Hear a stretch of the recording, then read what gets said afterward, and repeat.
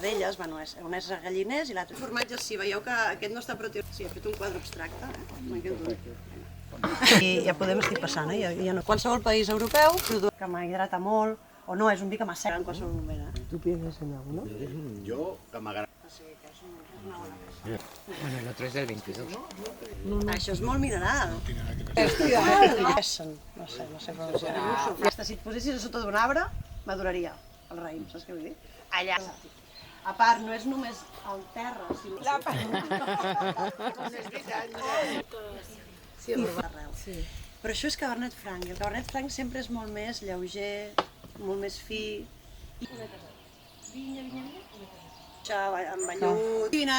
Con el olor y el sabor no tiene nada que ver.